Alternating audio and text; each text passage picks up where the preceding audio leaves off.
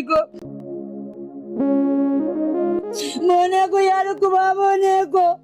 Boneko ya bela boneko.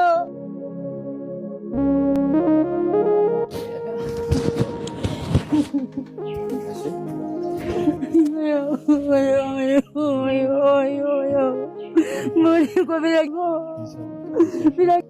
Oyo jago. Boneko bilako giftigo. Boneko gatuko giftigo. Giftigo mango nalako. Bonto ko yaru kuba giftigo. Bonto ko yaru kina giftigo.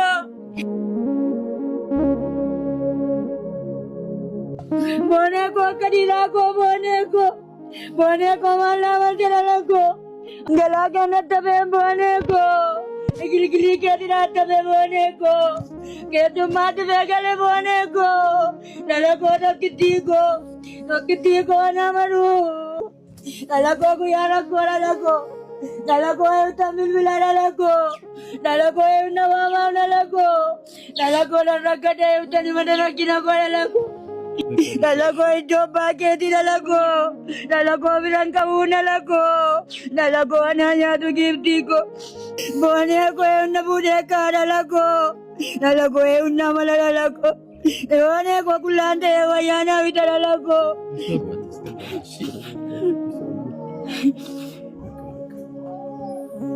Egaa mana harmee boonitti argamnee jirra. Obboleettiin keenya guyyaa muraasa dura akka isheen boqottee hundumti keessan iyyuu beektu.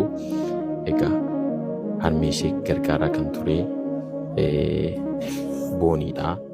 Egaa nunis immoo wanta dandeenyu harmee keenya kana jajjabeessina jennee magaalaa Naqamtee irraa kaanee Wallagga Lixaa Dongorootti argamnee jirra jechuudha.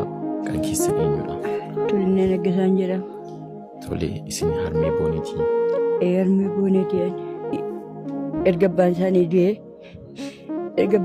du'e waan uffadhu hin qabu, waan uffadhee rafuu hin qabu, waan uffadhee deemuu hin qabu, milukkatti waan hin kaa'adhu hin qabu. Mana namaa keessa mimmixa dafaqoon dafaqaa qansiraan hojjedha, hoolaa qixxee bitee faantissa. Ijoolleen koo harka namaatti hin galin jedhee mana namaatti hin galin jedhee. Booneen koo kutaa jaha baradhee amma yoomitti asii wajjin rakkadha. Inni ijoolles na gargaaruu didee naqaan koos keessa dhibee amma asii wajjin yoomitti rakkadhe jettee obboleettiin ishee Naqamteen jirtiyyuu Naqamteetti na harkaa baatee sokkitti. Naqamteen utuma jireessii achi asababbartuu.